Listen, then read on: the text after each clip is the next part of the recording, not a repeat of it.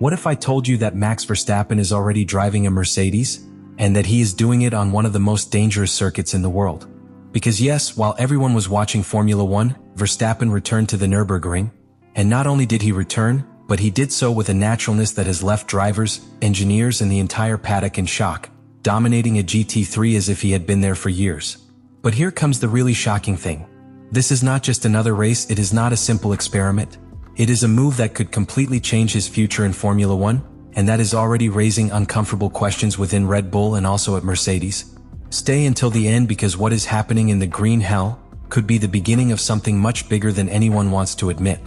It all begins at a time when Formula 1 is experiencing a silent tension, a feeling of change that has not yet materialized but is perceived in every decision, in every movement off the track, and it is precisely in that context that Max Verstappen appears, completely breaking the established script, moving away for a moment from the main focus of the championship to do something that very few drivers in his position would even dare to consider, returning to the Nürburgring, but not in any condition, not as an exhibition or as a simple test, but competing in truth, entering the crudest and most demanding terrain of motorsports, the legendary Nordschleife, that route that does not forgive mistakes and that has historically separated the good drivers from the truly extraordinary. What is shocking is not only the return, but the machine he decides to drive, a Mercedes-AMG GT3, a car completely different from everything he dominates in Formula 1, heavier, less dependent on extreme aerodynamics, where control, sensitivity, and traffic management are decisive factors. And yet Verstappen gets into it as if it were a natural extension of his driving style,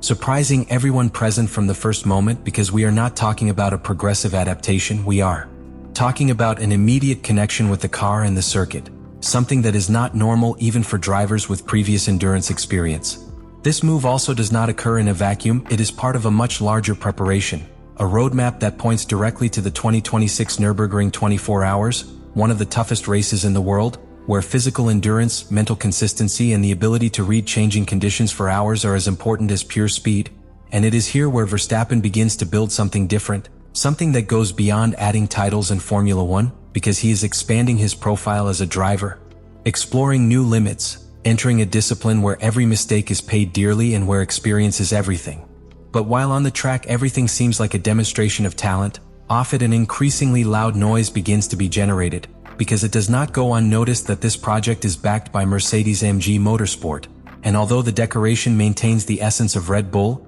the reality is that Verstappen is working closely with a completely different structure, which inevitably sparks speculation within the paddock, especially at a time when Red Bull is not going through its most solid stage and where there have already been conversations in the past about possible team changes if the performance does not accompany. And this is where the context becomes even more interesting, because Verstappen is not just any driver trying something new, he is the absolute benchmark on the grid, a champion who is still in full fight and who still decides to expose himself to a completely different challenge, something that breaks with the usual logic of Formula 1, where drivers usually protect their position, avoid unnecessary risks, and focus solely on the championship. But he does the opposite, leaves his comfort zone, enters the most dangerous circuit in the world, and shows that his ambition has no limits. But if in the first act everything seemed like a demonstration of pure talent, this is where the story changes tone, because what begins as a sporting feat begins to transform into something much more uncomfortable for the Formula 1 paddock, something that can no longer be ignored or justified simply as a foray into another category.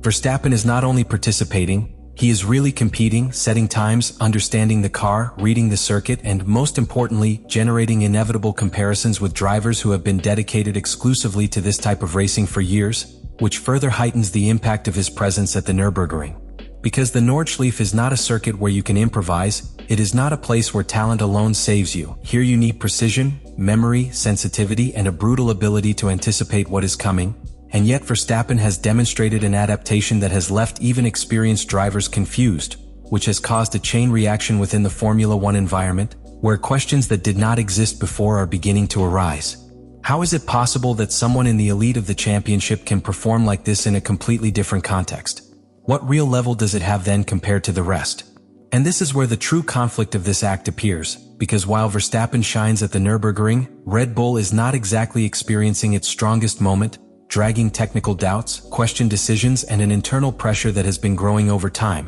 which means that this movement by the Dutchman is not perceived as something isolated, but as a possible response to that context, as a kind of parallel plan that could be activated if things do not improve within his current team. At the same time, Mercedes watches silently but not passively, because having Verstappen competing under the umbrella of Mercedes-AMG Motorsport, working with its engineers, understanding its processes and adapting to its philosophy, is an opportunity that goes far beyond a simple sporting collaboration. It is a real, tangible approach that allows both parties to measure themselves, get to know each other and, above all, evaluate a joint future without the direct media pressure of assigning in. Formula One. This generates a silent but very powerful tension, because within the paddock everyone understands that in Formula One nothing happens by chance, and when a driver like Verstappen takes these types of steps, there is always an intention behind it, there is always a strategy that goes beyond what is visible, and in this case each lap at the Nürburgring, each session, each adaptation to the GT3,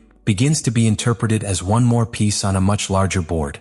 Furthermore, there is an element that intensifies this act even more, and it is the reaction of the Formula One drivers themselves, who cannot help but look at what Verstappen is doing and compare it with their own careers, because while the majority follow a linear path within the championship, he is breaking that pattern, exploring other scenarios, demonstrating that his ambition is not limited to a single type of car or a single category, which inevitably changes the perception of what it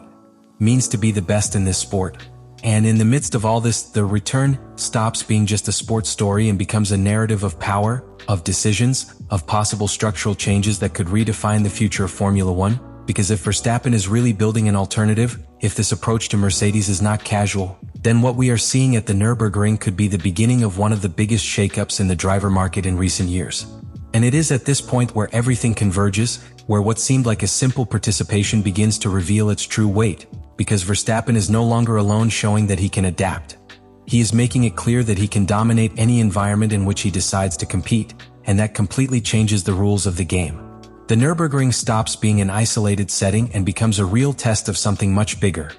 Verstappen's ability to reinvent himself without losing his essence, to expand his dominance beyond Formula One while remaining the absolute benchmark within it. The most shocking thing is that this return does not have a clear ceiling, because what began as preparation for the 24 hours of Nürburgring is now perceived as an open door to a different future, one where Verstappen does not depend exclusively on Red Bull or Formula One to continue building his legacy, and that introduces a completely new pressure on the championship, because for the first time in a long time, the most decisive driver on the grid is not tied to a single path. At the same time, within Red Bull this situation cannot go unnoticed, because although publicly everything is kept under control, internally they know that these types of movements are signals, silent warnings from a driver who has already shown that his priority is to win above anything else. And if the project stops being up to par, he will not hesitate to look for alternatives. And now those alternatives are no longer hypothetical.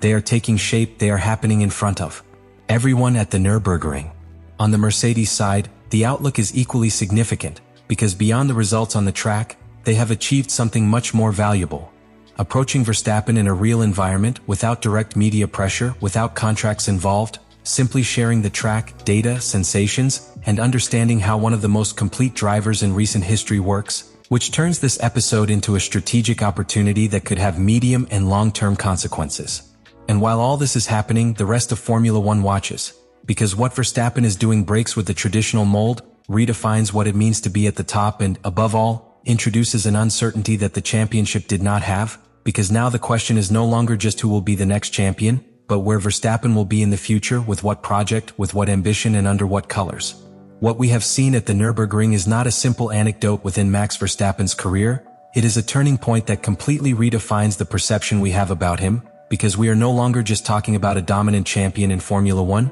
but about a driver who is building a much broader, much more ambitious and, above all, much more unpredictable legacy. His ability to get into a Mercedes-AMG GT3, immediately adapt to one of the most difficult circuits in the world and perform at a level that surprises even endurance specialists, leaves a clear conclusion. Verstappen is playing in another dimension.